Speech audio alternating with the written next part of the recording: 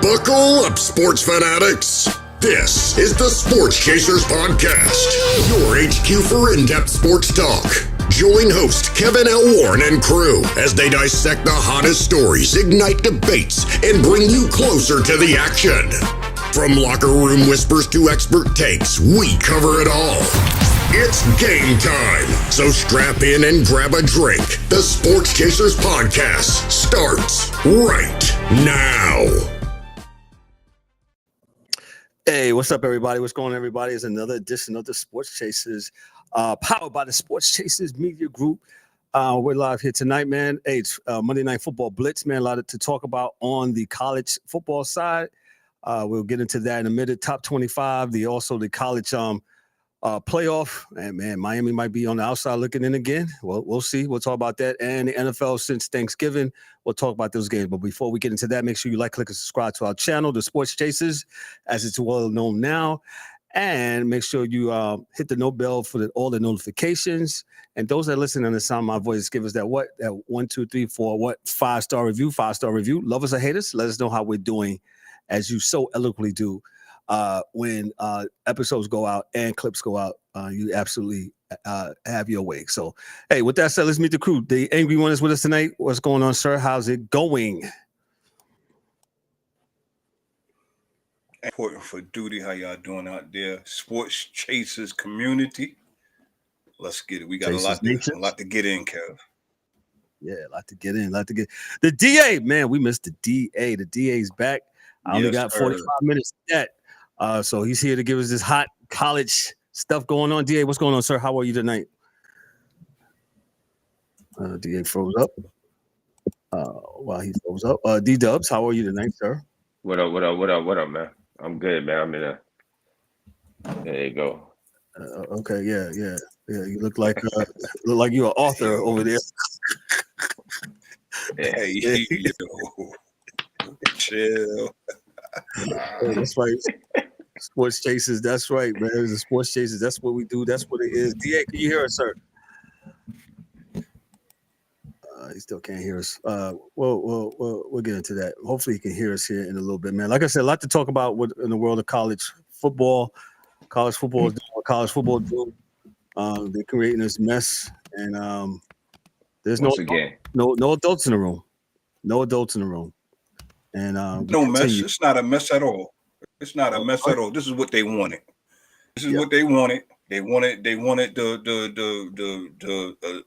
inmates to run the asylum, so to speak. And you got all types of inmates running around. You got freshman inmates. You got coach inmates. So it is what it is, Kev. This is what they wanted. Because if they would have regulated it like Chasers told them 2 years ago, they wouldn't be going through this. But I digress. That's a whole fact. Yeah, that's a whole fact. We told them, man. We told them, man. They keep on, man. This is the same mess, but it is what it is. Yep. So, hold on 1 second there. Yeah. What about hey, before we get started, man, talk about transfer. And I think I told D-Dubs this. My main man, Nico, what's his name? He talking about transfer again, man, from UCLA. Nico, the funny last name dude that came from Tennessee. Yeah, talk about I think it's about time for me to go back to Tennessee. What? The only transfer he would be doing around me is from the 2 train to the 5 train. That's it. I don't know what you think you got going on, sir. You love programming. You think Go ahead. I don't know about that. I'm not. That's crazy. That's crazy. Crazy work, as they say. Crazy work. It's nasty work, as they would say. Yeah. Crazy, nasty, all the above. It's stupid. Yeah. Oh yeah, definitely. What's that? Cliff Notes. So, but, I'm sorry for that, but go ahead, D. I'm sorry. No, I'm just saying the Lane Kiffin story is the number one story going on in sports today. Yes, it is. I'm gonna get right to it right now. I'm sure you're gonna get to it, but Nick Saban, I believe he said something earlier, and I mentioned it yesterday in the chat. I was talking about it. It's definitely a system issue. But Lane Kiffin, you're what we call one of these. I don't want to say it now because we still early into, but usually we call him a FB. You know what I'm saying? He's one of those dudes because there's no way that you can do such a thing and then really expect to coach a team that you already talking about. You leaving for one team and you still thinking that you're gonna coach another team? That's crazy. Oh no, he said he was good, man. He said nah. He said, hey, I still can coach. I'm good. They was like, nah, man. Get out of here, man. Get out of here, man. Go somewhere with that, man. Let me just go ahead, man. Hey, Chasers Nation, this one is straight fire. A seismic move just dropped in college football that reshapes the SEC heading in the postseason, and you're going to want to hear how this could shake up more than just Saturday in Baton Rouge and Oxford, Mississippi. Lane Kiffin has officially left Ole Miss Rebels to become the next head coach of the LSU Tigers. The decision comes just week, and this is from CBS Sports, of course, and I like to give the credit to Will Buckets. And the decision came just weeks before Ole Miss is set to make its first ever college football playoff appearance, a historic moment for the program.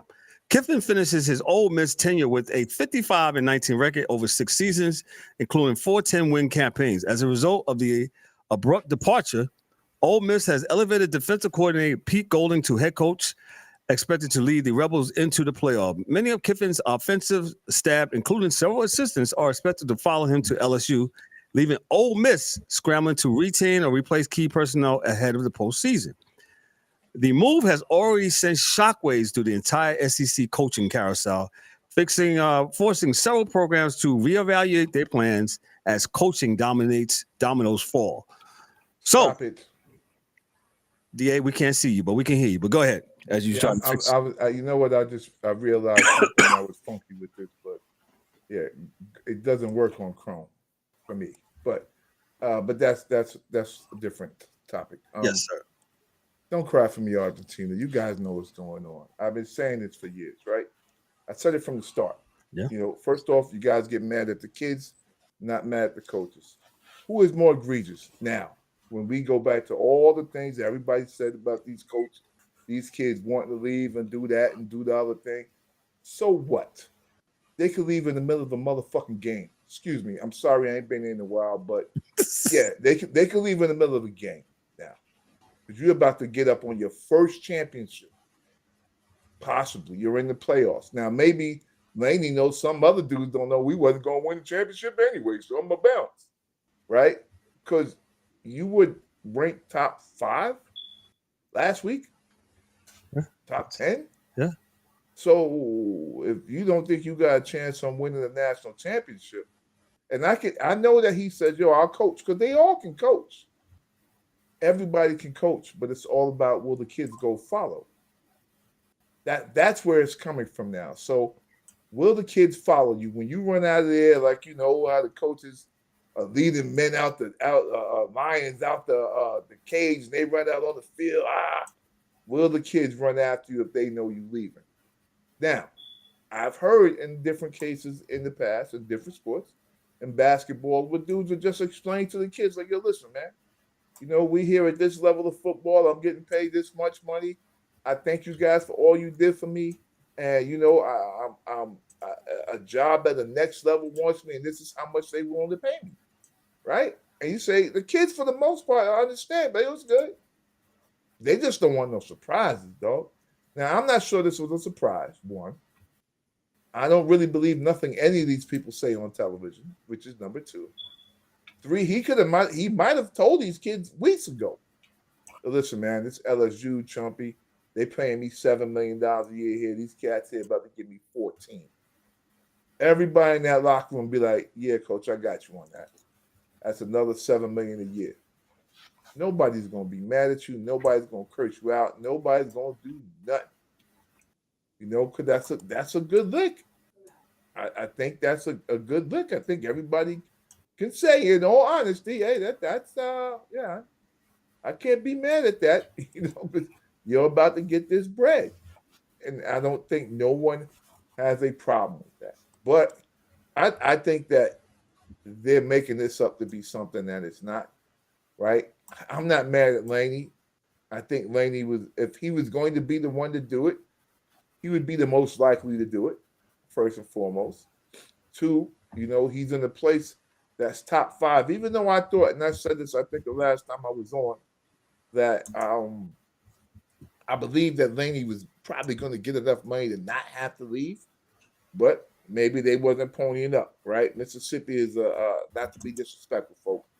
Don't want y'all cursing me out, but y'all are one of the poorest states in the union from a financial perspective, and maybe, and I think Mississippi is not a public school, but I think Mississippi State is, but I guess they just weren't willing to pony up, or LSU is just that much more of a bigger SEC, name, right? So if you get to the 14 million, now you got to stand on that 10 toes down like year 1. Like you don't get year 2 and 3 there, as you see, right? They don't give you that. And I told y'all that. If you go back on Twin Box, I told y'all way back when Kelly took the job, they don't give you year 2, 3, and 4 there. That's not what LSU is about. No. They need this to jump off immediately, especially now that the governor's involved and now you have this whole state's money involved, right? So it's now a bigger thing, man. And I'm not sure if Laney is even built for this, but he's been in this for a while, I think coming back to Mississippi, he learned how to deal with the boosters and the everybody that puts the money into the program, and he can deal with them. It didn't have any, real blow-ups and problems. So maybe he can deal with the folks in Louisiana. Now the reality is, I hear they're a little bit different out there in Louisiana, right? And that's alumni, ex-players, everybody. Like Mississippi don't have no players on TV. Ex-players on ESPN or on this one or that one talking mess about the program. Well, LSU does. So welcome to the jungle, as they say. And we'll see what happens. I know we can recruit. I think. And we'll see. God bless them. But don't blame the. I don't want to hear nobody. Once again, I said this before. I don't want to hear nobody telling me about these kids. All right. Nothing. Only thing I will get with you on is they can't leave 3-4 times in 4 years. So that's it. Because Laney, I think in the 4-year period at University of Mississippi, if you went there when he first got there, or right before then, you could have left twice. Yo, D, we still calling them kids, man? Oh yeah, well as long as they're kids. They're kids. I don't care. I call my kids and they 30, so it don't matter. It doesn't matter. No. No. It doesn't matter to me what you call them. You say kids as an affectionate way. I'm talking about kids in a professional way. Yeah, they kids in the professional way. They 20-something years old getting money. But those dudes, I'm not trying to hear nothing about nobody saying nothing when the coach can break out before the season's over. The job's not done. I don't want to hear nothing. The job is not nobody. Done. I agree with you on that. I think on both ways. Both ways is messed up. No, D. I don't know how much you played, and I love you. But I did. I'll tell you straight up. But it's still wrong both ways. You can't leave in the middle of the season. Thing than you can do than walk off the field before the game is over. I think we agree. What I'm saying is you can't. Both sides is crazy. But there are degrees of wrong. They both can be wrong, but there are degrees of wrong. Yeah, there are degrees of wrong. And you leaving your team right before going into the playoffs when you're a top 5 team is crazy. Well, you're telling your team that you ain't got no chance of winning. He did want to stay though, but they told him no. Yeah, that's what he said. You know what? And I'm gonna tell you something, real talk. And I was gonna say that, Kev, I got cut off before, but if he really did want to stay, they should let him stay and coach. Because again, it's about the kids. If the kids on the team, the young men on the team say, yo, we'll rock with you and we'll follow you out that tunnel, coach. We understand what you're going to do. We understand you're going to get the bag, right? But if you come out this tunnel with us, coach, We're going to go hard and try to rock with it, make it happen. That might be the people in Mississippi, as my grandmother said, cutting off their nose to spite their face. But we'll see. We'll see. They had a talent. They have a talented team. Point blank, period. But the reality is that he's just not leaving. His assistant coaches are leaving too. So let me just interject this. Lane Kiffin has left teams in messy situations multiple times throughout his coaching career. His notable examples including his abrupt departure from Tennessee after just one season, leaving USC under a cloud after his firing on the tarmac, and leaving the Alabama Crimson Tide before the national championship game. Most recently, his departure, as we said, from Ole Miss, Tennessee 2009, USC 2013. His firing by the university occurred in a dramatic fashion on the tarmac after the loss, if you don't remember that. Alabama 2017. He left Alabama before the national championship game to focus on the LSU job, a decision that was not without controversy. And then now, of course, 2025, he's in between getting the LSU gig and that was a Mississippi job. Mississippi. Yeah, but you know what? I think Saban let him go. He's like, yo, we got it. You're only the offensive coordinator. And then he had Sarkisian just step in and take over for him. So, like I said, they all look out for each other. So they all look out for each other. Gotcha. But we'll see what happens. I mean, I wish them well. Matter of fact, I hope they win the national championship without him. Oh, they're still gonna give him the credit though. You know that, right? No, I can't. No, I'm just he ain't there. He ain't on team. He got to go. I'll be in tongue in cheek. I agree with both of you guys. Yeah, two things can be true. I don't want to hear nothing about that. But the real thing is the real issue today is, there are no governors on this thing. This thing is just the system. The system is jacked up. It's messed up, and it continues to be jacked up and messed up. And nobody. This part of the system has been this way, and will continue to be this way. This part of the system has been this way, I think, since like coaches have always left. It's just I think,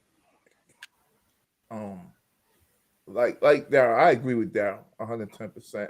I think we need a calendar. The same thing. I think the calendar has to be like they have a calendar for like the recruiting cycle or when guys can transfer. You got to have a calendar when guys can leave, even coaches. And I don't want to see so you can do something with the calendar where this can happen, but I don't want to hear that. Oh well, they can't. They have to leave now so they can recruit for the next year. I don't. Yes, thank you. Excuse me, Kevin, what you say? I mean, E, what you say? I said that's bullshit. It's absolute bullshit. I'll say it again. Yes. It's bullshit. Yeah. So why not make it like y'all make the kids can't leave for a certain point in time? Why not make it so the coaches can't leave until after the national championship? But here's the thing that nobody's talking about. Oh, go ahead, D. Go ahead. No, go ahead. No, I was gonna say this is the one thing that nobody's talking about, right? And maybe I'm just ignorant to the fact, but DA, y'all can help me out with this one, right? So goes to LSU. Fine, cool. I don't have no issues with that, right? So he's already on board. Everybody knows he's going to LSU. So not only are his coordinators leaving, some of them kids that's in Ole Miss is probably going to, if they feel so fondly, is going to go transfer portal whenever they are able to and go on down to LSU. Yes. Ole Miss is at a disadvantage because they have no coach. They're not going to have no coordinators, so they're going to be late to the party when it comes to recruiting. Exactly. Okay. Okay. That's all I got, man. Go ahead, D. All I'm saying is, as a man, as a coach, that you got the team to 10-2, and you quit. To me, this is quitting. So we say the same thing about the kids. You quit. Hey, man, this is Kevin Durant. Ooh. You essentially quit. It's the same. You just quit. You felt like sir, Lane Kiffin. I feel like you feel like this is the tip of the iceberg. This is the ceiling for Ole Miss. that they can't go no further. Because why else would you leave? Because it's LSU. You could be the Coach K in Mississippi if you stayed there, based off of what you've done so far. But you're going to go to LSU with a. Your word don't mean shit to me. So you just say you can't even finish it out with me. You understand what I'm saying? Like we 10-2. At least let's finish it out. You're not even going to finish it out. So man, I ain't got no respect for Lane. That's my problem with the whole thing. You build up to this 10-2. So what you gonna tell the next? You gonna tell LSU if I go to LSU? How do I even? Yeah, I don't know. Man. Okay, so look, dig what I'm saying though. Dig how this trickles its way down. So the kids going to LSU now, they're not going for LSU. They're going for the bag, and they telling the school, yo, you got to give me this, you got to give me that, for me to come play here. Why? Because I ain't doing it for the coach. Yeah, because the coach leave me to break out. Coach will bounce. So why can't I get my bread? This is what I said, like when I said years ago, there has to be an adult in the room somewhere.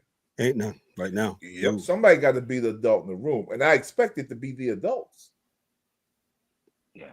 Right? So going with Daryl, yeah, the kids are adults too, but the coaches are more adults.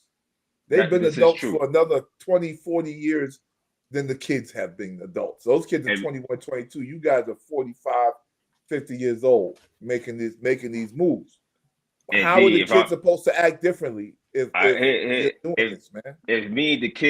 me being the kid going, I'm looking at Lane Kiffin and I'm like, yo, dude, you just did this, man.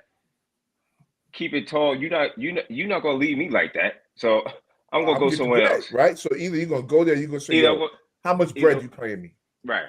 Because if you one of those kids, you number one running back in the country, you looking at Laney like, listen, all right, dog, listen, I already see how you do. Right? I'm gonna need like $3 million a year to be here. I'm already seeing how you do. Mm-hmm. So the pros can come look at you we go 11-1, and the NFL team come take a look at you and you bouncing. I can't leave till I got to stay here 3 years. So let me pull my thing together now. Let me get my bread together today. And I need 3 years with $9 million. That's what we're trying to do here. So you can bounce after year 1. Yeah. You can bounce after year 2. You can bounce after year 3. But I'm getting mine. Not 4, not 5. Not 6, not 7. But after 4, you can go. So what I'm saying is that the erosion of the morals of the game start at the top. And they started at the top by what these coaches have been doing for years. Like, let's not get it twisted. This dude is not near the first dude to do this in the last 15 years. And he won't be the last one. Yeah, he won't be the last one. Let me ask you a question, and I might be naive to this, right? So it wasn't a way that Lane is saying, you know what? All right, we're going to secure the deal, but I'm not leaving until Yes, that's happened. Huh? Yes, that's happened.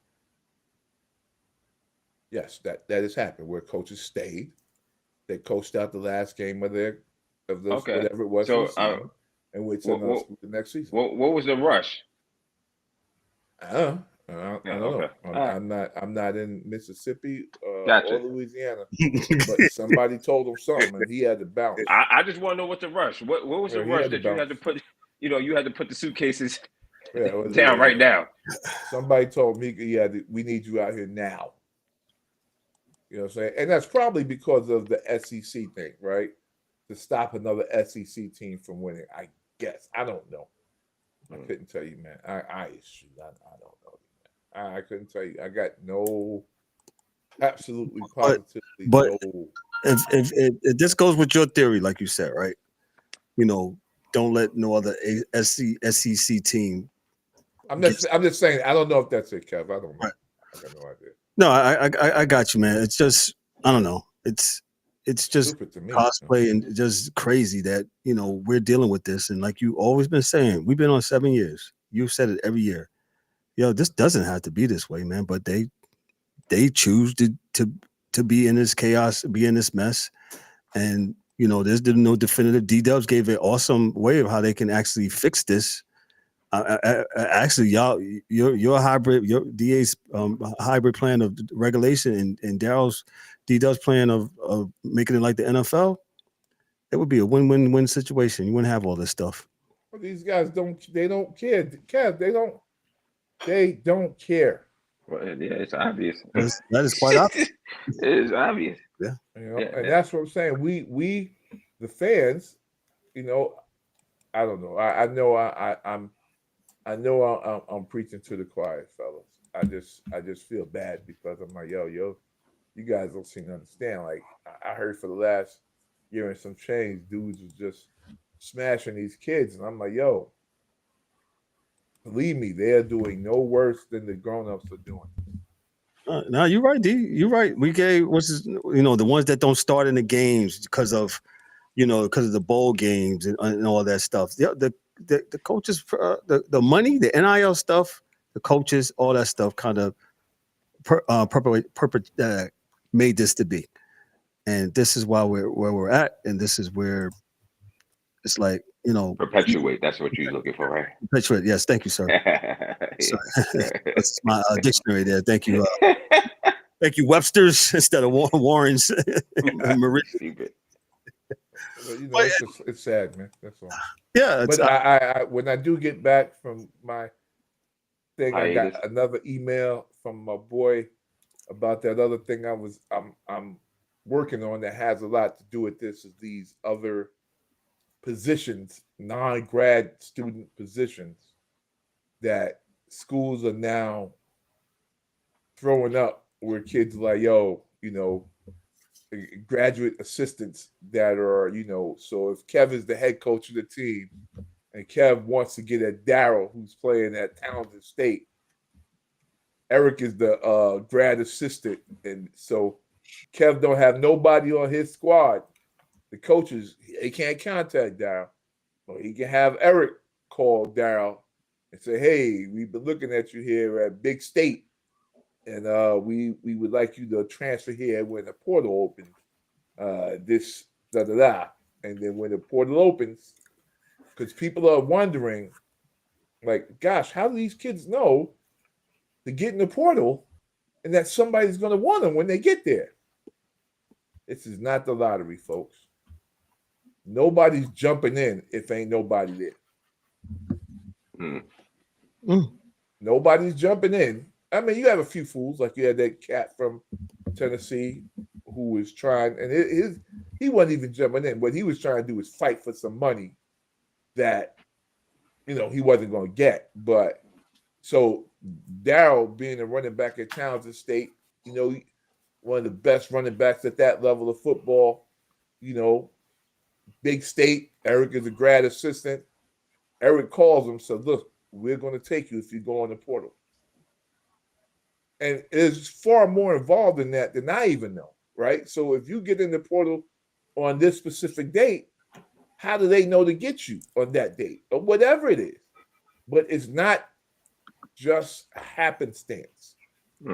This is all very orchestrated. Like my dude he sent me, and I told Kev about this a few weeks ago. He's like, yo, if you look at every college team, if you look at their staffs, there's at least another 50 or 60 grad assistants on every school's page now of dudes. You know, all they're going to do is to call dudes that are whatever, you know, at the lower level, you know, and try to get them into the bigger school, you know, because they can look at your, you know, they can look and see, you know, they can look and see the kid got talent. Right. You know, you'll see Kev with your godson. You gonna see. It ain't gonna be a coach. It's gonna be some dudes. Hey, it's just Skippy there from Notre Dame. You know, and the next thing you know, that's how they do it. Because it just doesn't happen out of nowhere. It just because if you think about it, it would make no sense for a kid to do that, right? If they were good and they knew they were good, but how would, you know, if you say I'm leaving a school, then the school you're at knows you don't want to be there anymore, right? And if you have no other school to go to, then where are you going to go? Because the school you at knows you don't want to be there anymore because you jumped in the portal.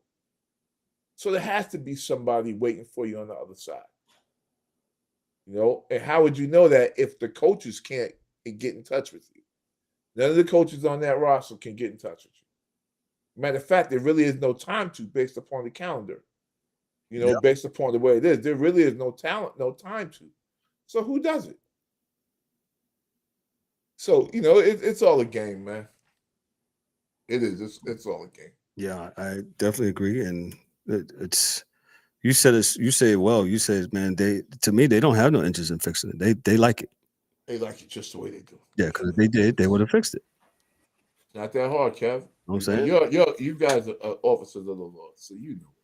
Yeah, if you want to fix it, we had Jay Paterno on here a couple of weeks ago, man. Yes, sir. He preaching to the choir, man. He says, just fix it. Go watch that episode, by the way, Ben. But yeah. Yeah. If you wanted to fix it, you could. Yeah. Yeah. He's all grown-ups, man.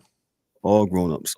Let me because I got DA for a few more minutes. So let me just talk about the college football. You know how they say the road to glory gets narrow by the minute. Well, just last night's college football traffic report just put the pedal down. Let's pull back the curtains on who's riding shotgun with a real chance and a real shot at the 12-team field here. And this is from Cody Nagel from CBS Sports. So he says, the 2025 expansion to a 12-team college football playoff has made the postseason picture more chaotic and more crowded than ever. As of this week, only 4 teams are projected to earn first-round byes: Ohio State, Indiana, Texas A&M, and Georgia. The next tier of teams in the danger zone but alive includes several programs jockeying for a at-large bid and hoping for conference championship upsets to punch their tickets. As of the latest rankings, the proposed 5 through 12 seeds beyond the byes include a mix of Power 4 and Group of 5 schools, with seedings and home games potentially hinging heavily on this week's results. On the bubble, some teams may need conference championship wins or major chaos elsewhere to even make the field. The margin for error is razor thin. So why the 12-team expansion isn't what expected? It opens more doors, but also floods the pool. Top-tier teams is still dominated by the usual suspects. The chaos sends to favor makers and underdogs with one slip-up. Teams with breathing room versus teams gasping for air. Break down who's in cruise control, the buy for it, and who's riding shotgun for a minute. And then he just goes on to say some other things, man. But I think this is all BS until as what they say, to the get down, right? Till they actually have some games, right? Dudes are playing. This is just all to get people excited, right? Because Ohio State plays Indiana. And one of those schools got to drop somewhere. Like, they're not going to play, and they're still going to be 1-2. Because Indiana or Ohio State doesn't have the strength of schedule to do that. Right? Neither one of them do. I don't know how Oregon is back up here. Got no idea. They played one hard game this year, and they're back. Come on, stop. You beat Washington, and you come back. Stop it. Texas Tech loses. Ole Miss, as I said, is 6, right? Mm-hmm. A&M, now Texas Tech comes back up, but they haven't played. I think they played 1 or 2 top 25 teams this year, but they were top 25 at the lower end of the top 25, right? You got Oklahoma, who's moved up because they beat Alabama. Then you have Notre Dame, who I'm not really sure what that's about because they haven't really beat anybody. So, but it's okay. They are Notre Dame.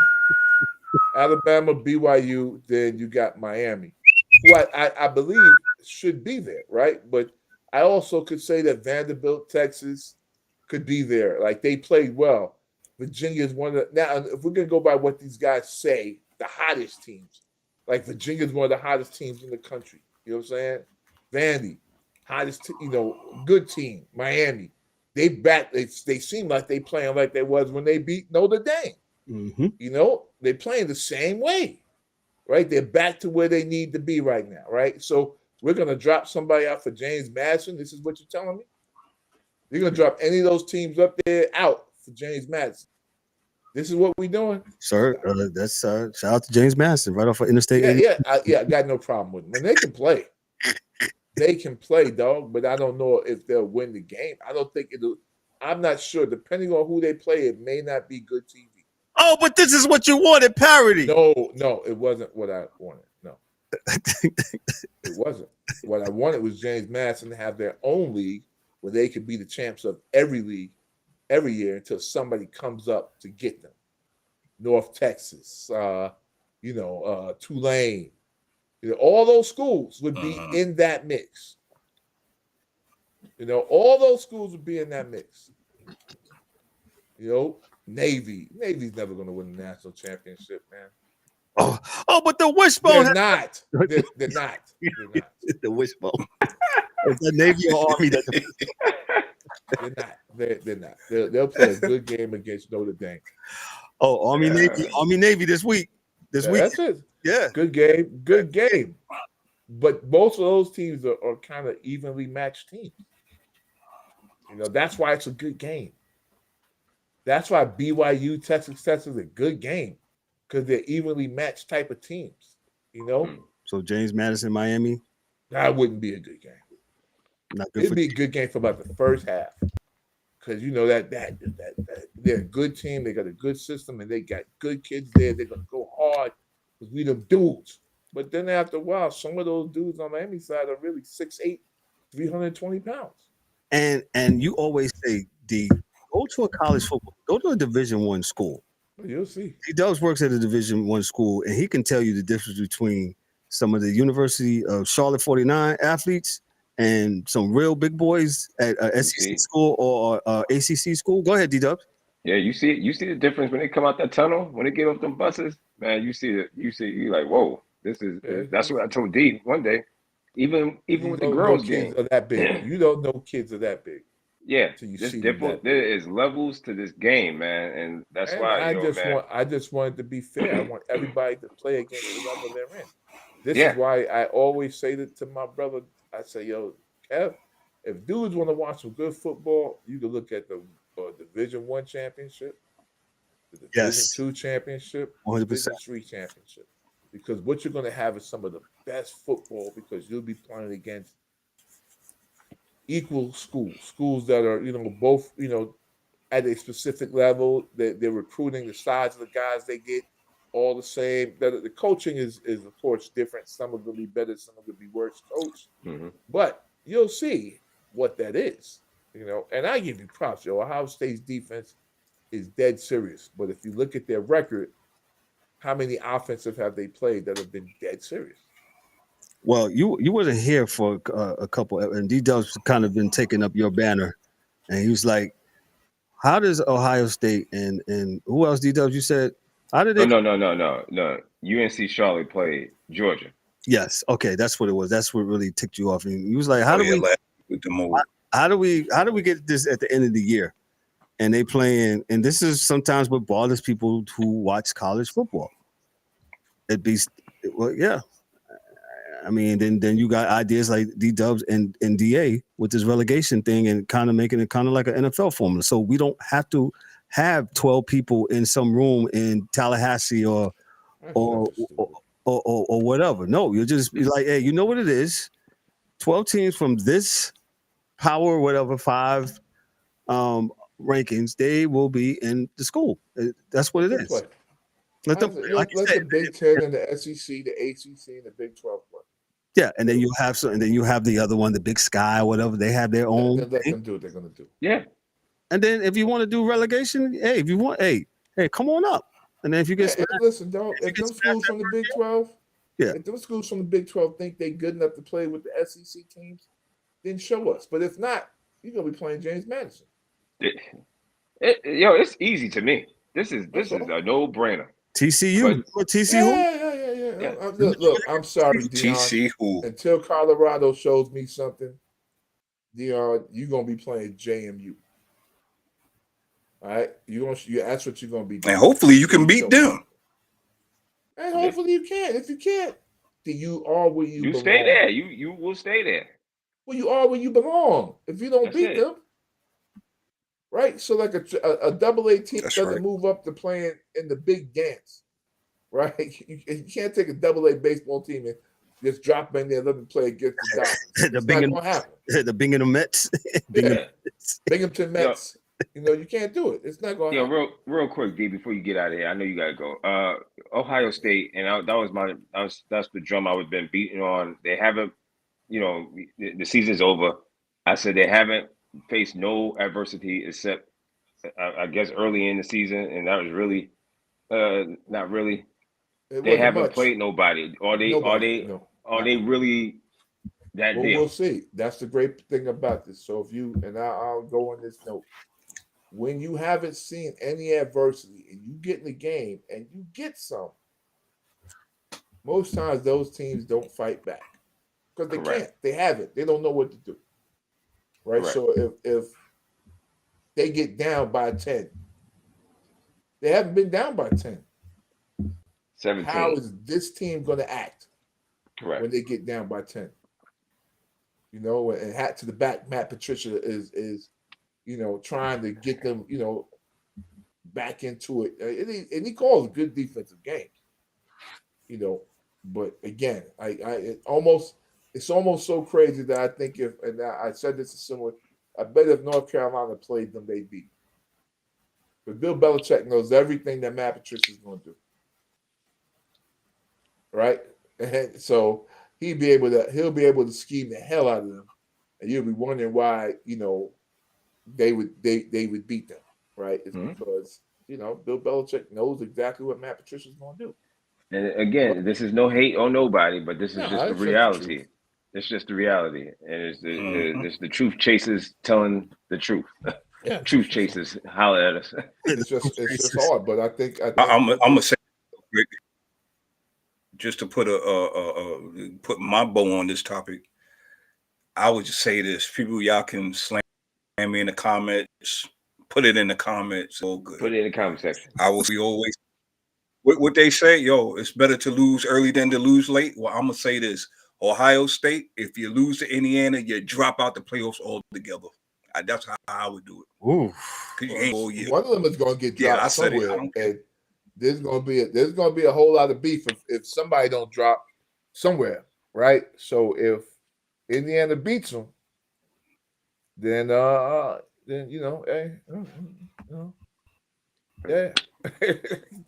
I'm just saying. Yeah, so he said he wants Ohio State out of there, out of the whole thing. Just kick him out. But yeah. Man, you're gonna make some Buckeye fans real hot this week, E. I don't care. I think Grambling, Ohio, Washington, Minnesota, Illinois, Wisconsin, Penn State, Purdue, Illinois, UCLA, Rutgers, and lowly Michigan. Oh, Michigan was ranked. I don't want to hear that shit. They shouldn't have been ranked. I think that's a scam. I don't know why they were ranked. Right? That was the list they ran through. Yeah, that was it. Yeah. But one love, fellas. I will give Indiana this. Indiana played Illinois when they was ranked, and they played Oregon, and they beat Oregon. Yeah. So at least I will give Indiana to that. And I'm not sold on them either. If they got the same record, I would put Indiana 1 and Ohio State 2. I don't care about the margin of victory because you didn't play nobody, so it really don't matter. Yeah, I got to go for it. I get fired up. Peace. Yeah. Well, thank you. All right, DA. Appreciate you. I'll be back. But for now, just check it. He's the DA. We missed the DA on college football, man. Because DA really, really gets into people. Oh, you can't say that. Shut up. Shut up, man. Always crying and stuff like that. But E, you saying that, and the logic behind it is it's what it is. Yo, you got to play somebody. And that list that you just ran through, it's like, whoa. I'm like, dang, y'all ain't playing nobody? Dang. But, the Buckeye fans, they'll be out. They'll be, oh, you can't say that. Say with your chest. And you want to talk about strength of schedule. Yeah, you want to talk about strength of schedule. Well, man, you're only as strong as the people that you face, and you're only as strong as your conference. And Ohio is proven they're not a strong number one based off of their record, their strength of schedule this year. Fact. That's a fact. But they got 61 first place votes. Yo, man, bring back the computers, bro. Yeah, it's a conversation that needs to be had, man. But I don't know who's having them, so maybe that'll be my homework assignment. I will go on top of this computer thing, because why? These humanoids they program these computers, so there has to be some set categories and some set parameters as to what it is for a team to, you know what I'm saying? But we need adults in the room, and the NCAA can't, for some reason they do not, they send teenagers into these rooms, and we can't have this no more. So that's what I would say. Yeah. I totally agree. That I wasn't just saying just let the computer do it, and with right. You gotta have some responsible people who wants to make the game grow, and because this is nonsense, man. This is really, really nonsense. But that's why I guess this is why the scouts can't scout right, man, because you scout and what well, what are you doing? You don't know who's who, what's what. These guys are really real, or they're really, really. You don't know. That's why Giants pick guys like Abdul Carter, and we still ain't got no sack. Is Abdul Carter got? Oh, that's the night. Let me see. Go ahead. Abdul Carter still ain't got no sacks. I don't think. Number 1 pick, right? Yeah, he wanted number 56. And he got the nerve to want number 56. Man, if you don't get out of here, bro. You got the audacity to ask that man for his jersey number, and you ain't got no sack. You ain't got no sacks. You might as well wear 66. You might as well be the damn tackle. Yeah. I'm not talking about defensive tackle either. Word. Yo, he said. Yo, man. I'm just saying. Yo, it's just what it is, man. I'm sick of it, yo. I'm just sick of it, because these guys. And we can stop it. It is what it is. We can make this better. We're not settling over. It is what it is. We're not doing that no more, Kev. Yeah. We're not doing it no more. Us here in the sports channel, we are standing firm with the flag in the sand. We are going to say we're not taking this no more, man. That's right. I'm with it. Put it in the comments. Put it in the comments. Let's move on to the National Football League Week 13. As you see it scrolling down at the bottom of here, I want to give a segment here. Let me start this segment off here. Segment for my main man here. Let me just scroll up real ahead of here. This is going to be a really. Okay. I think I have it right here. This is it. Now, go ahead. I'll find it here real quick. Let me just go on to week 13. Let me just start off with the Packers and the Lions. This was on Thanksgiving Day. Packers won the game 31-24. The Packers now they are, as my computer freezes up.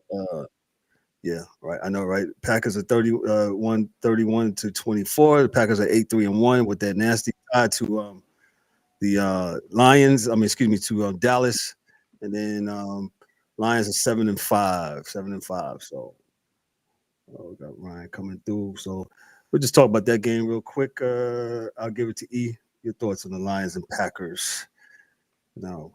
Like I said all year, there is something off with this Lions team. I can't put my finger on it, but it just seems like if you look at this NFC North, right? It seems like the team that incorporates their run game more on any given Sunday, and they don't roll over. That's the team that looks the most. And as of right now, surprisingly for me, it's the Chicago Bears right now. And then followed by the Packers. Jordan Love passes 18 of 30 for 234. Yo, man.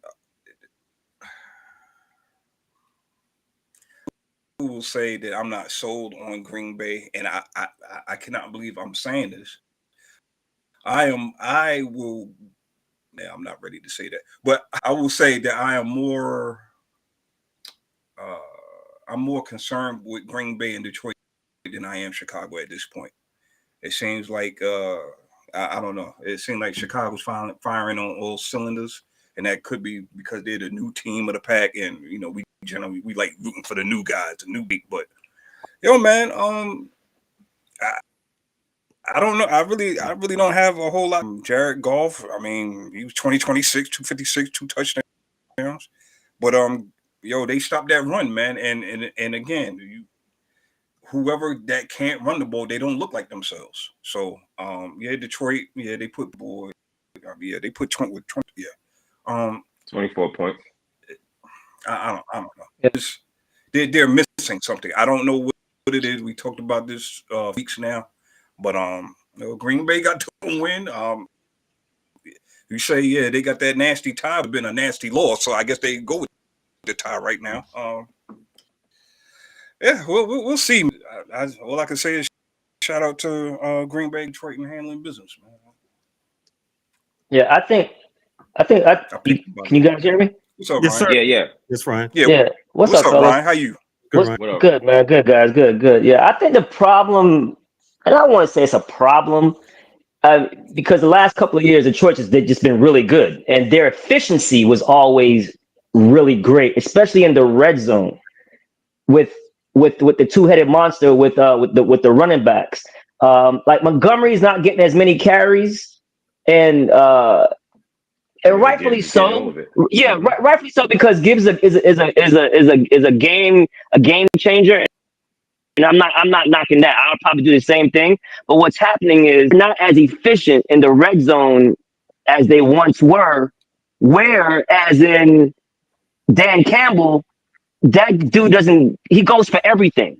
So now when you're not as efficient and you're still going for all these plays and now you're not getting them, and now you're falling behind because maybe you should have kicked the field goal and you didn't kick the field goal, and now instead of you're probably trailing by one possession, now it's two possession ball game.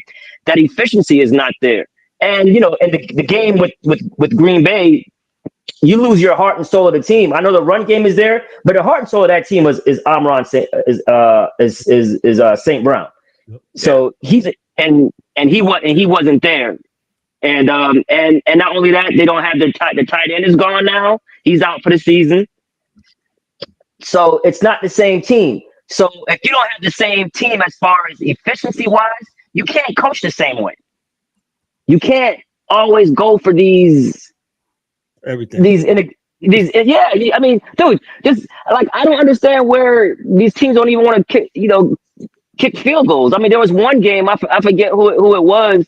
The game was tied, and they were at the red zone, and they went for it, and they didn't even get it. They ended up winning the game, but I forget who it was. But just kick the field goal at some, and your defense was playing well. So, that's the main issue I see with Detroit. Obviously, losing their coordinators, defensive and offensive coordinators are a big deal. But yeah, the efficiency is not there. Goff is not as good as he was last year, and everybody's taking a step back on their efficiency where they were last year. So I think that's the major issue. So when you're to tie it in a bow, when your efficiency is not as when it is not what it was, then your play calling got to be scaled back a bit. With all these going for it on 4th and 3 and 4th and 5 and because they were converting those the last 2 years. Correct. They're not converting now. Yeah, they're not getting it. Yeah, definitely, man.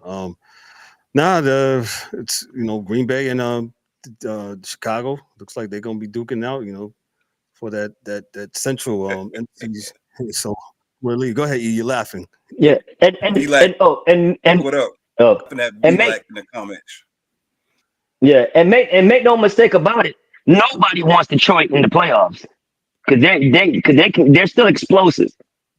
You have Gibbs and St. Brown and the other wide receiver. They're still explosive. So, yeah.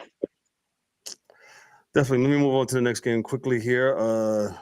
The Cowboys and the Chiefs, man. We'll see. The Cowboys. The Thanksgiving Cowboys.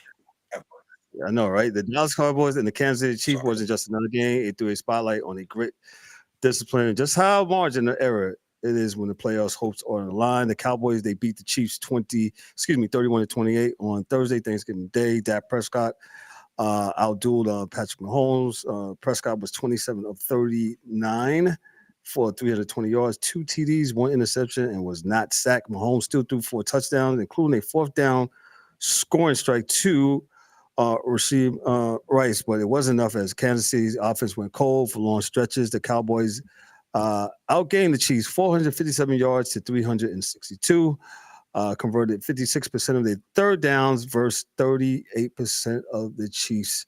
They narrowly won time of possession. Chiefs' sloppy discipline haunted them. They racked up 10 penalties for 119 yards, contributing heavily to the loss. The loss drops the Chiefs to 6-6, putting their playoff streak and postseason hopes in serious jeopardy. I'll pass this along to D-Dubs. Your thoughts on the Chiefs? Yo, shout outs to CeeDee Lamb finally showing up. He finally showed up, took that baby oil off his hands, just catching. Yo, shout out to Dak Prescott, man. Dak Prescott played a hell of a game. Once again, what was it? What was the stat line again? 27-30, 39, 320. Mm-hmm. 1 pick. You know, he played a good game, man. You can't front on Dak, but you know, we just hope that for the Cowboys' sake that it translates over into the postseason if they make it, because they still are in the hunt. They're still on the outside looking in right now. So it just depends on what goes wrong, because you know, Philadelphia is not looking like the world champions. They got little hiccups and stuff like that. So you know, 2 weeks in a row for Philly. So but we'll get to that. But Cowboys look good. So you know, the Chiefs. I didn't pick the Chiefs. They started off pretty good, fast. I think they got a pick on the first drive, Dak's first drive. They caught a pick. They ran, you know, went down, scored. So they was in the game, but the Cowboys was played better. Just definitely played better. So kudos to them. Mahomes 23-34, 261. I mean, he had 4 TDs, but it just wasn't enough. They are something still not clicking with that. That's just another team. That's just stuff that's not clicking correctly for them. It's a bevy of things, but you know, they could find themselves on the out, and it's still not over for them. Kansas City, I don't think it's still. I think. I mean, they have to have a lot of things to go wrong, but you know, right now the Houston Texans is they are strong right now. They're looking pretty good. Gotcha. Ron, your thoughts on the Cowboys? They defeating the Chiefs. Yeah. Go ahead. Yeah, I'm gonna piggyback on what D-Dub said regarding Kansas City. Right, what's going on is their defense not as strong as it once was. Correct. You just mentioned like 0 sacks. They had 0 sacks on 0 sacks. That's not like them. Their special teams is not special anymore. They never got penalties. When you said they had 10 penalties, so they're not playing that perfect style of game where Mahomes not turning the ball over. There's no penalties, you know, and they're controlling each side of the ball at the line of scrimmage. Their special teams is awesome, and then the fear of Patrick Mahomes. Well, that fear is diminishing. It's just like that bully. You find out to the bully, like, oh man, we can really beat these dudes. So that you know, invincible tag that Mahomes had, you can see. Not he's still great, obviously, but last year, remember when they got to the Super Bowl last year, he was basically a game manager. He was managing the game. He didn't have gaudy numbers. Didn't have, you know, big, you know, touchdown numbers. Kelsey struggled, you know, and they had lost Rice, and they didn't look the same, but they still got to the Super Bowl because they toned back the offense, and he was a game manager, and the defense was playing lights out. The special teams was playing lights out. Now you don't have that. Now you see that, okay, now Mahomes.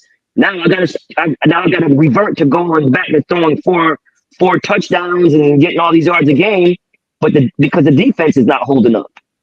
And I want to say kudos to Pickens. Pickens has brought a certain energy Yes. to the Cowboys, right? It's an excitement there.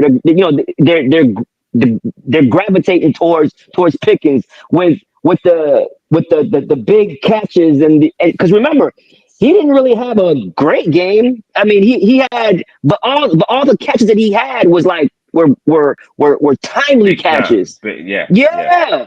Right. So CeeDee Lamb I think CeeDee, as far as stats go, CeeDee Lamb had the better game, but Pickens had the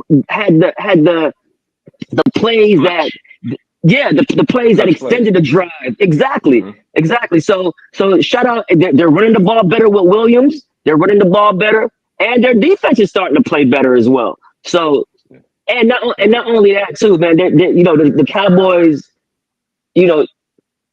that the tragic, they're losing one of their teammates passing away. That's tragic, man. So what happens is either you can go the wrong way with that, or it can galvanize the team, and you can tell it's galvanized the team. And I don't think they believed it at first until they beat Philadelphia. When they came, because remember Philadelphia was up 21-0, right? That game was. Yeah. 2 weeks ago. Right, exactly. So they didn't believe it. Now you're flirting with a team that confidence is sky high confidence. Dak is playing unbelievable. Dak played unbelievable last year. He was an MVP candidate. So and now you having all the defense playing better, your special teams playing better, the run game is there, and now you got two dynamic wide receivers in CeeDee Lamb and Pickens, and you have Ferguson, the tight end, who's having a big year. So now it's all coming together, and they didn't believe it until they beat Philadelphia in the way they did, and then unfortunately losing one of their brothers, and he passed away, and it's just galvanized them, and you can tell on the field. I picked Kansas City because I thought Kansas City I thought it was fool's gold with Dallas. But no, I got to give them a lot of credit. I thought the defense. You got to give it to Dallas defense. I thought Dallas defense was going to be the fool's gold, but they turned it around I mean, after that 21-0, being down 21-0. I think after that second half into Kansas City, man, they played pretty good, man. So. I'll just facts. Well, I think just to piggyback what y'all said, I'm gonna just say that I think the addition of Quinnen Williams has paid dividends already, because you don't see people running all over Dallas anymore, at least these last two games. You know what I'm saying? They stopped that. So daring you, okay, well, you're gonna have to beat us another one. And that was how Dallas was still beat all year.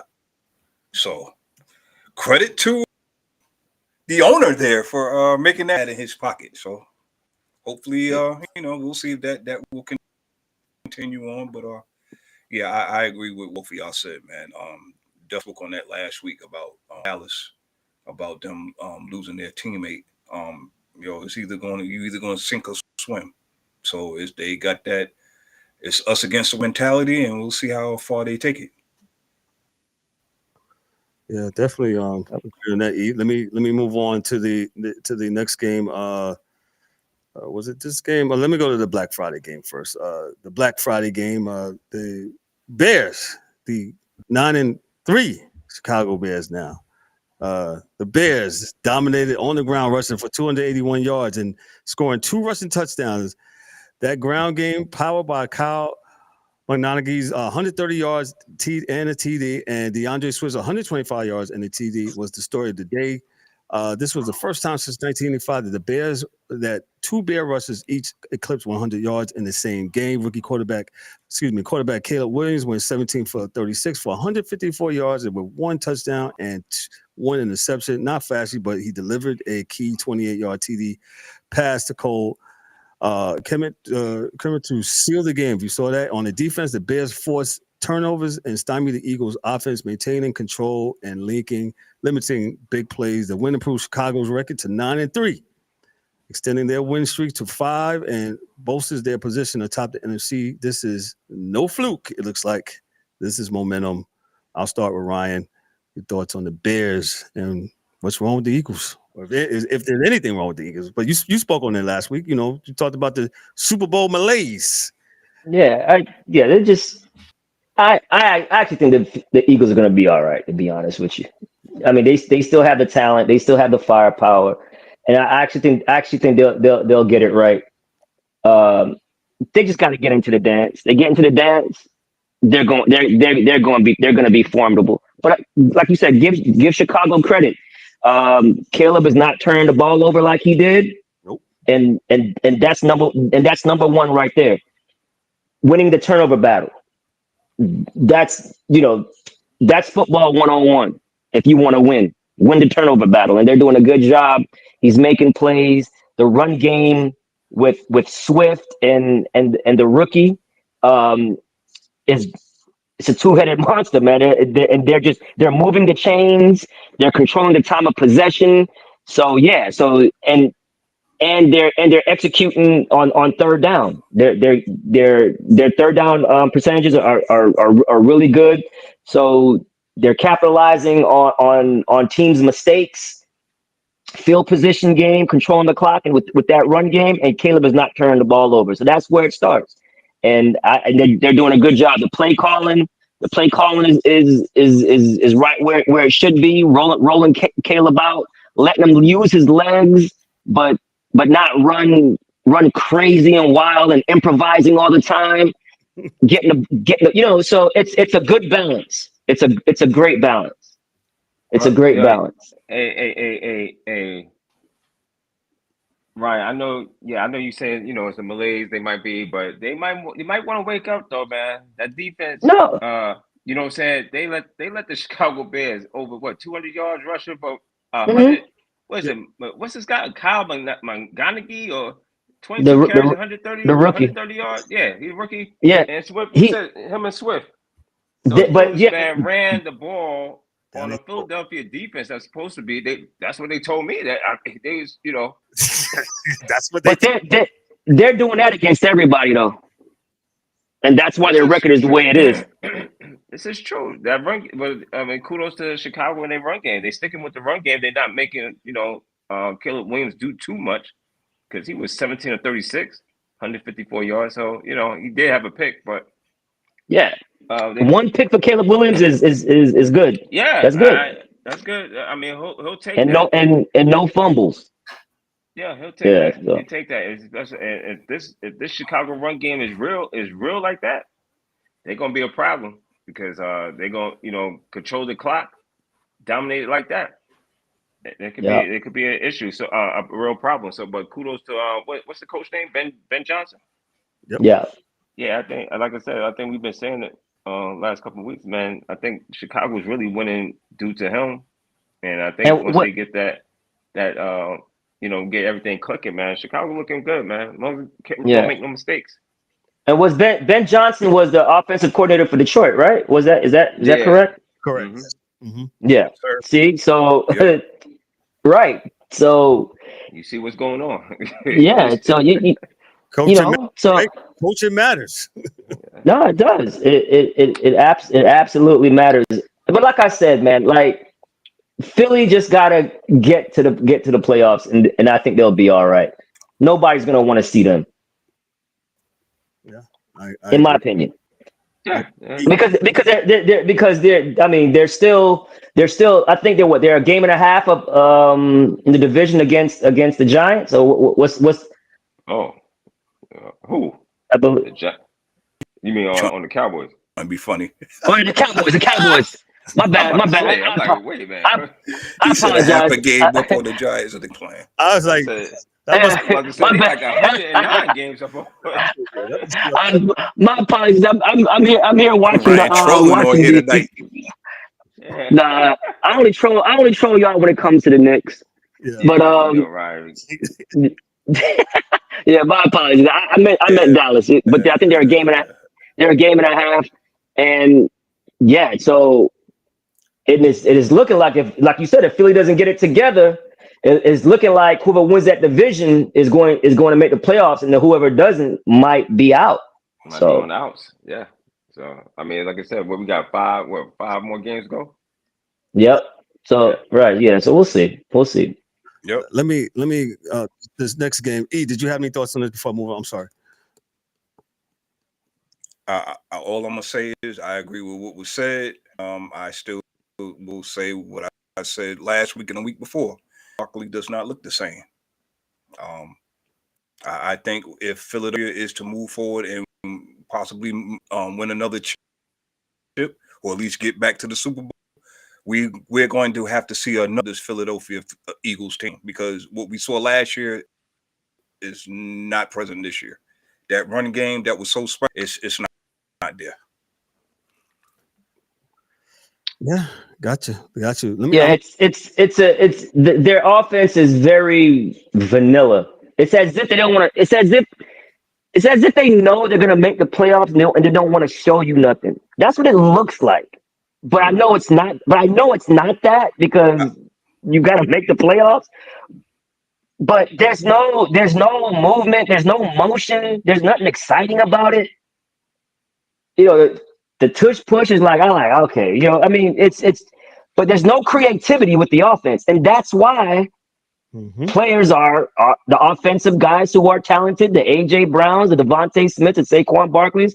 You can tell they're frustrated, but you can tell they're being good soldiers, because they're Super Bowl champions, and they know that Jalen Hurts is always gonna say the right things. He's not gonna complain. He's a great leader, so they're not gonna throw him under the bus directly. They might do it indirectly, because you can tell AJ Brown kind of does that. He kind of does it indirectly, but they're not going to come out and throw him under the bus like that, because he doesn't do that to people when he could have.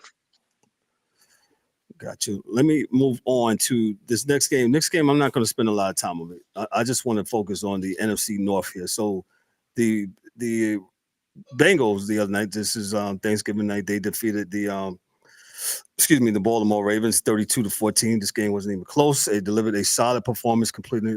Joe Burrow, he came back from injury. The Bengals forced 5 turnovers, man. Bad game for the Ravens. If you happened to watch it, the win snapped the Ravens' 5-game winning streak, a major blow to their momentum, especially as on the big national stage. With this win, Cincinnati avoided going deeper into the loss column. While they may still be underdogs overall, the result shows it all. And the reason why I wanted to bring up this game in relevance, right? So this game where the Ravens are now 6-6, right? Right. I believe the Ravens are 6-6. Yeah. And the other game I wanted to focus on was the Bills and the Steelers, right? The Steelers fans are pretty much calling for Mike Tomlin's job. Hey, we'll take Mike Tomlin. That's fine if y'all want to get rid of him. They lost yesterday to the Bills. Who is going to take the AFC North this year? It's clearly. Go ahead, Eve. I mean, it seemed like at it, and they like, I don't want to hold this too hot. Baltimore comes, they put up 5 straight, and now all of a sudden, man, man, at this point, and I know it's just one game with Burrow being back, but at this point, I wouldn't be surprised if Cincinnati shocks everybody and comes wins this division. I'm not saying it's going to happen. I'm just saying I wouldn't be surprised, because both Pittsburgh and Baltimore are playing like, again, I use the word uncharacteristically. Yeah, Pittsburgh runs the ball here and there, but it seemed like Aaron Rodgers he went from 31 to 4 real quick. Again, like I told Dan last week, DK Metcalf does not look like the impact player that they thought that they was getting. And the defense is, I don't know. And Baltimore is the same way. It's like, okay, y'all got the lead. You got the lead by a tiebreaker now over Pittsburgh. But it's like that game against Cincinnati. I don't know what that was. Like that did not look like a team that's really trying to cement themselves into the playoffs. Go ahead, D. This is where I think, I know it's not going to happen, right? But this is where where you say where these teams are so neither one of these teams, the way they look, shouldn't make it, and this is where Buffalo should be able to take that spot. You understand what I'm saying? And let those two teams be on the outside looking in if it gets to that point. I know it's not going to happen, but I'm just saying because you always have the team. There's always one team with a better record, and it ends up being out. So you're the division winner, being in. So you're saying like a straight 1 through 16 on both conferences. So whoever's record is better, going by best record. But this is just a thought because as you look at both of these teams, man, Baltimore look like they don't look like they don't look like no elite team right now. I'm sorry, and Pittsburgh definitely don't look like one. Like I'll agree with E. They look real. Aaron Rodgers got old real quick yesterday, man. Real quick, he looked yes. and then Dan's man Rudolph came in. So right now, if it was to start today, again, so Buffalo will still get. Buffalo would be in it with a wild card, yeah. The Texans would be looking in the Texans and the Chiefs. The Texans, Chiefs, right? Texans were playing well right about now, And the Texans is hot. They 7-5 right now. Yep. You know what I'm saying? Yep. So like that if it was to start today, I would take one of those Baltimore out of there at 6-6 and put the Texans in there because right now, if we were saying to stop it right now, but it is what it is. I know E don't like that word today, but yeah. That word is a cop out, man. That word is a cop out, man. So yeah. You know what I mean? But briefly, so Buffalo, we had them on the fraud report last week. Are they still in the fraud report, or they're not counterfeit no more because they beat Pittsburgh? Or is Pittsburgh not that good this year? And I would leave them on there because you only beat who you supposed to beat. You went out back. Old Yeller is back there licking his wounds, and he's looking up at you, waiting for that bullet. And all you did was pull the trigger halfway. Okay, that's all Buffalo did, man. And we don't condone violence on here. Don't come at me in the comments with that nonsense. But that's all it is, man. Buffalo ain't do nothing great for them to get off that schneid. They didn't beat New England or Indianapolis. We're going to talk about Indianapolis, hopefully, in here in a minute. Yeah. I told you I wasn't sold on them. But anyway, I would keep them on there, Kev, because honestly, Buffalo should be at the top of their division, and they're not. New England caught them by surprise. Caught everybody by surprise. But yeah. We're not going to negate the foolishness that they've done all year. Just for that one win. Yeah. I'm with you. I'm not. I'm like, nah. I'm not gonna take them off, man. Because still fraud report eligible. Yeah, yeah. Fraud. They got that F-32 by their name right now, man. They still strong. Yeah. Oh man, that's FR-32. Yeah. V-Lock said the Steelers are still trash. I agree. Well, I'm pretty sure Dan K wouldn't like that, man. But truth hurts. He would agree. Dan said he's sick of the coach. He wanted the coach going. Yeah, Dan was. You know what? I can't understand that. I'm with him. I'm with him on. I think I'm not to say Tom is not a good coach, but I'm with I don't think they hear him anymore. Yeah, I think the time is up. Yeah, his time is up. They don't hear him. I think the time is up. Same thing with Harbaugh. So I don't want to hear y'all, with the black coach thing. No, I think it's Tomlin and Harbaugh. I think those guys, I think the time is up. I think they need a new voice, and especially Harbaugh. Harbaugh got the best quarterback at two-time MVP and still hasn't done nothing. A possible 3-time. Yeah. Come on, man. What are we talking about, man? If that was anybody else, man, they've been going up out of there. Yep. Let me go transition to the next game and be like, you ready for this, man? Hey, Chaser Nation. Last night headliners maker in the NFC was a total shocker. A surging Carolina Panthers squad stunned the LA Rams, and derailed what looked like a runaway season let's break down what unfolded at Bank of America Stadium yesterday. The Panthers defeated the Rams 31-28, snapping the LA 6-game win streak. Bryce Young went 15 of 20 for 206 yards and 3 touchdowns, 2 of them on crucial fourth down plays. Bryce Young played really well yesterday. Shout out to that young man. Shout out to what he has had to overcome. I'm glad they got some stability at the coaching position where this young man can be coached up and looks like he can play. One of the Young's touchdowns was a 42-yard strike to rookie McMillan with 6:34 left, which proved to be the go-ahead score. The Rams offense, led by Matthew Stafford, committed 3 turnovers, and now that's going to get you all the time. 2 interceptions and a late fumble, which tilted the game in Carolina's favor. Despite their early touchdowns from Stafford to Devontae Adams, the Rams couldn't capitalize, and their late game drive ended with a strip sack fumble. And hey, man, good game by the Panthers, man. They played a really good game yesterday. Shout out to them. Shout out, like I said, to Bryce Young. 2 years ago, people wanted to throw this dude away. And not even rightfully so, man. Like I said, we said on the show a million times, man, you need some stability at the coaching position. And guys going out there, he has to get this 7 different playbooks in 3 years, man. That's a lot, man. You know what I'm saying, man? You want me to run this playbook and stuff, man? That's my, as a Giant fan, that's my thing with Jackson Dart, man. Who do we got next? You know what I'm saying? So I mean, you need continuity. Football is the most team sport. It's continuity. With 11 people, it's almost like sinking in like ballet, so to speak. You need it's harmony with football. So I'll give you that. Go ahead, D-Dubs. Your thoughts on the Panthers?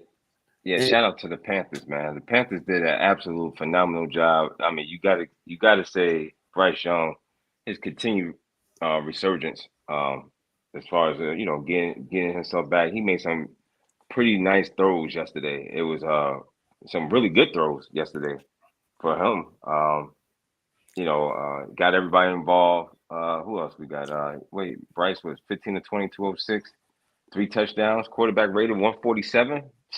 I mean, you can't ask much for him, man. And what's that? Chuba Hubbard? Yep. He chewed up a lot. 124 yards from scrimmage yesterday. Yeah, man. But with all that being said, and shout out to the Panthers for playing an excellent game. Where was this at the week before and the week before? You ain't gonna let them live down that New Orleans loss, man. Jeez. Bro, where was this at the week before and the week before? You understand what I'm saying? So I'm as happy as the Carolina fans are in Carolina. This team, please do not put your rent money on this team. Please do not put your mortgage money on this team. If you're doing any type of betting, it is the first of the month, right? Please don't do it. I beg you. I beg you, don't do it. And Carolina will let you down somewhere down the line. Somewhere lose a game that they ain't got no business losing. And I believe they got 2 more games. They actually got 2 games against Tampa Bay, which should be we should see. So the fight for the NFC South, we shall see. We'll see. And I could, make me eat my words. That's fine. That's cool. But I'm just holding teams accountable, man. You can't be losing to teams like New Orleans. Now I know New Orleans is trying to, they playing for something, but New Orleans is awful. They're right along with the Raiders. They're awful. Right along with Tennessee. They're awful. It is what it is. If you got to beat these teams, you got to beat these teams that are bad. Bad teams you got to beat. Yeah. You want to consider yourself a good team. So go ahead. I'm not gonna harp on him too bad, like D-Dub said. I mean, he's not lying, but I will say that's them trying to learn how to finally win. You know what I'm saying? If this was Tampa Bay, then I would be right behind. Pause. But yeah, I would be saying the same thing that you're saying with some fire. But I'm gonna give them some grace because this team has been bottom feeders for a long time now. And they are learning how to win. One thing I will say, I only got one word for Bryce Young.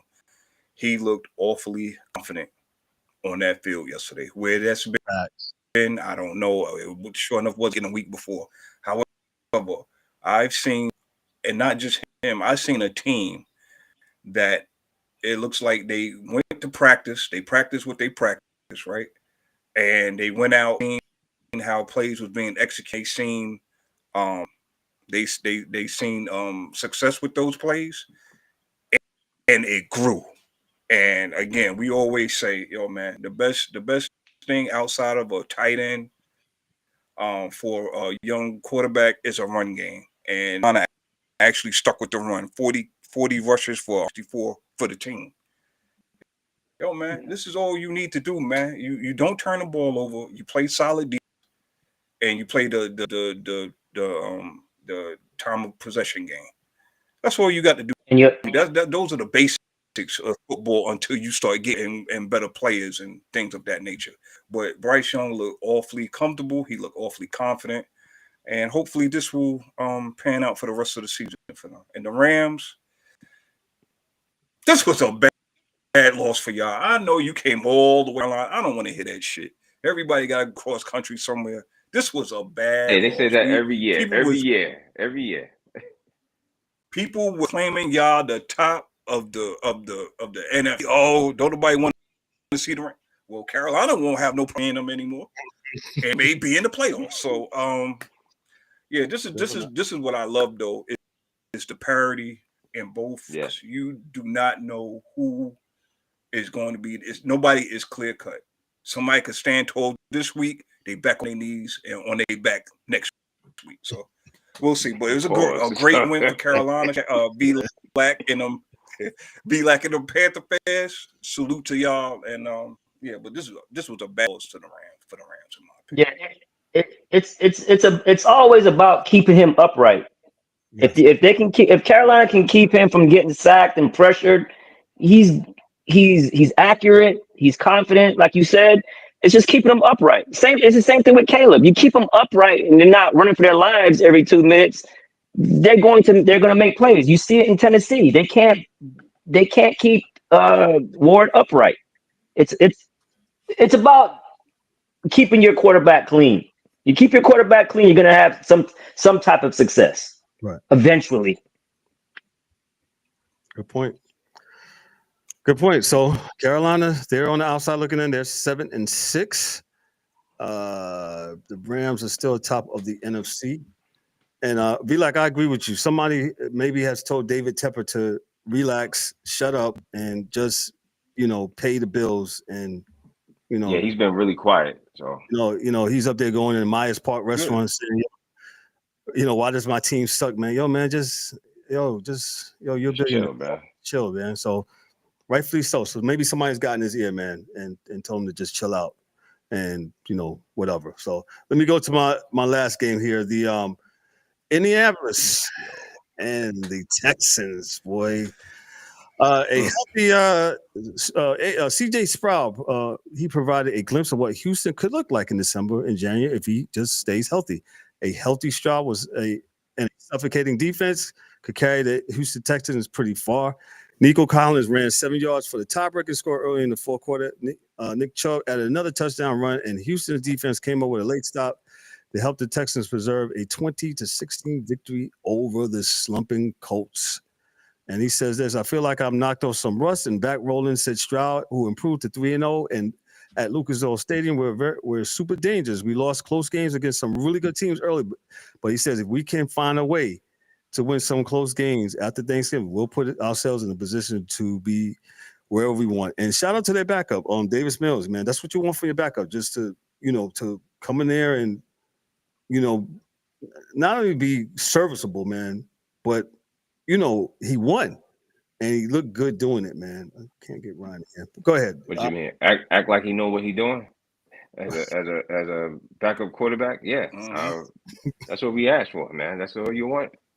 Just want to make sure that your guys can, keep you within, just keep you within distance of a game to win a game.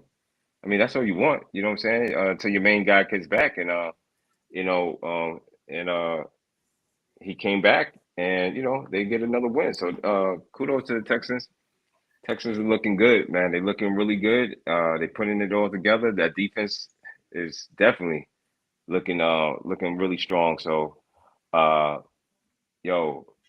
Indianapolis is starting to come back down. I mean, I don't know if the injury to Daniel Jones, I didn't hear much about that. His injury to his leg. I don't know if that played a major part or whatever the case is, but Indianapolis they gotta tighten up. If they think they want, they started off really well. Jonathan Taylor had a pretty lackluster for him. I mean, exactly. I That's I was just going to say Taylor's come down to earth because he was playing. He was out of his mind. Crazy. He's out of his mind. He's been playing out of his mind the last 2, 3, 4 weeks for the whole season back. Right, and like I said to y'all last week, they're just going to stack the box and just gonna just like okay, just we got to force Daniel Jones to throw the ball. Beat us. Yes. Yeah. If he's very good. He's very good with running the ball. But like you said, he has that injury, so he has to pick his spots to do it. Mm-hmm. So, and he's not going to beat you passing. And also too, big loss for them as well. I think they lost Sauce Gardner too, right? To a calf injury. Yes, Sauce went out. Mm-hmm. Yeah, so that's a big loss. But the good thing, I thought it was Achilles at first, but it wasn't. It was just a calf strain. But those calf strains, man, that's a 4-week injury, bro. They're not taking no chances with that. Giants are down 10-0 in the first quarter. They got New England ran back a 94-yard punt return. Yeah, I picked New England. Yeah. And New England has on the Pat Patriot uniforms from back in the days, man. So they got those on. Should be very, very interesting. Ryan, you missed before we get out here. I just want to get your opinion. You missed the college stuff. Your thoughts on Lane Kiffin, real quick. Give me 2 minutes of that before we go. What's the outrage? It's like, to me, I mean, why are we getting outraged with college with anything that happens in college? It's honor amongst fools. That's what it is. It's like you can't. Kids can leave. Kids can go when they want. Can transfer portal is.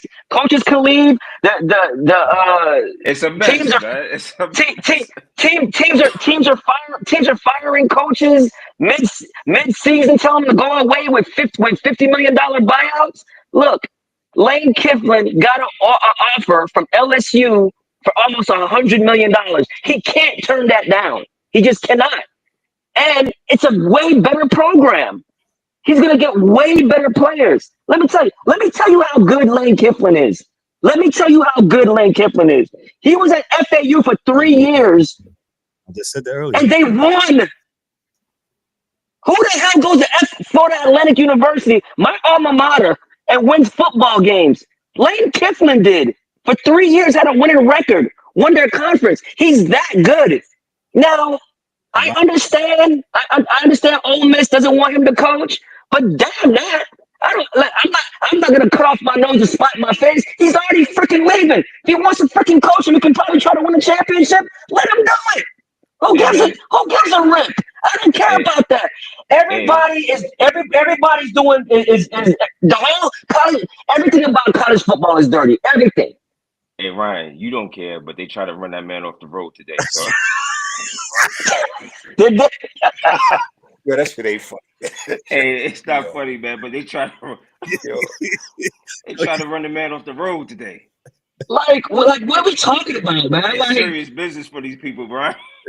I understand that, man. But like, dude, Ole Miss is not in the same atmosphere as a program as LSU. I'm like, do you know what talent this guy's gonna get? Oh Lord. And he's gonna be the highest paid college coach. Yeah. He's gonna bring all the stud guys to LSU. And LSU NIL money is way deeper than Ole Miss. It's a no-brainer. Yeah, the government. They should be. Ole Miss should be like, look, we still got him for this home stretch. Let's try to win a championship. Maybe we win it on the way up. So now you're gonna lose him, and now probably lose a championship because he ain't there. Stupid asses. Who cares, dude? The whole thing is flawed. The whole thing is fraud. The whole thing. I ain't gonna say it's rigged. It's gonna be. Hey, let me tell you. I almost had him. Wait. I will say this, D-Dubs. It is rigged. If the Miami Hurricanes do not get him, and mind you, I'm a Florida State fan. But if they already screwed Florida State 2 years ago when they were undefeated and brought in a 3-loss team or a 3-loss team because they didn't have their quarterback. That's another thing. If Miami Hurricanes, who is ranked 11, right, and is behind number 9, Notre Dame, who both have 2 losses, and the Miami Hurricanes beat them head to head, then what are we doing? Why are we playing the games? Let's just simulate this shit on Madden or whatever the hell college football. If we're gonna do that, he showed his. If head to head doesn't matter, what are we doing, man? What are we doing? It's not like one has 3 wins and one has 2 wins, and then Alabama is ranked 10. Alabama lost to Florida State. They talk about Jay Patterson might get in over them. who Miami crushed. Everybody's talking about that game where Notre Dame beat Pittsburgh by 20-something points. What, Miami just beat them by 30 in the cold. Yeah. Now we're gonna say it's rigged. Right. Yeah. NCAA is the NCAA I've been look saying like it, boxing but, to me, man. This is what this looks like. This looks like a shady boxing. The WBW or the yeah, that's what the NCAA look like, man. This is right. I agree with you to a point with that, and man, and you're right because they just let everybody just do whatever. And yeah, what's the outrage for? You're kind of right on that. It makes no sense. The outrage is because nobody said about this shit being messed until it happens to them. Yeah. That's when you see the tears. We don't want to see your tears. We don't want to hear your cries. I agree, man. I said the shit earlier. Are we really surprised? Tears. But my point is, if you want to put in a team because they have the same record and you think one team is better, then have at it because they didn't play each other. So you can put the narrative to however you want it. They played. Notre Dame and Miami played. I agree with you. Mm-hmm. And Miami beat them on a neutral field. It just doesn't make any sense, man. Oh, that's Ryan it doesn't make any sense. It just doesn't. He's Ryan D'Souza. It's not the NBA either. Yeah. It doesn't make any sense, man. Yeah. Listen, we got to get out of here. Meet us back here Thursday night, man, for the Thursday Night Live show, man. I'm pretty sure we'll have more of this, especially when the college football rankings come out tomorrow. So, yeah, man. Hey, man. Insane. Yo, let's get out of here, man. Hey, on behalf of myself, hey, shout out to DA. DA was able to come up for 45 minutes, man. Shout out to the DA. I appreciate you, brother. He's going to shout out to Mike and Dan, to those brothers that are working tonight, man. But hey, we're gonna come back and do this on Thursday night here. So hey, anybody got anything before we get out of here? All right, good. All right, we're Catch good. The Giants lose. Yeah, Giants are losing now 17-0. I'm for it, man. So on behalf of myself and the whole crew here for the Sports Chasers, this is Sports Chasers. Hey, we'll be back on Thursday night. Y'all be good, be blessed, and be great. See y'all Thursday. Peace. Peace. Peace. Peace.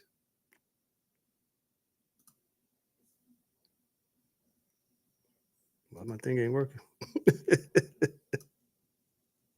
You know what? I'm just going to end the stream. Peace.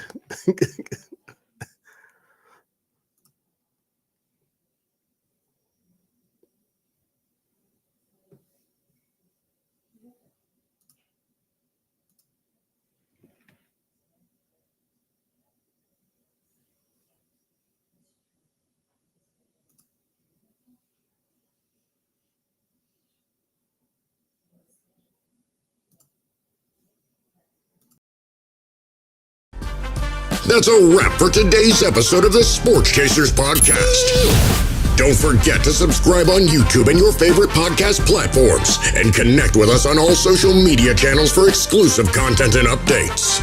We'd also love for you to join the conversation, share your thoughts, and become part of the Sports Chasers community. And remember to tune in next time for some more real sports talk. Until then, stay frosty.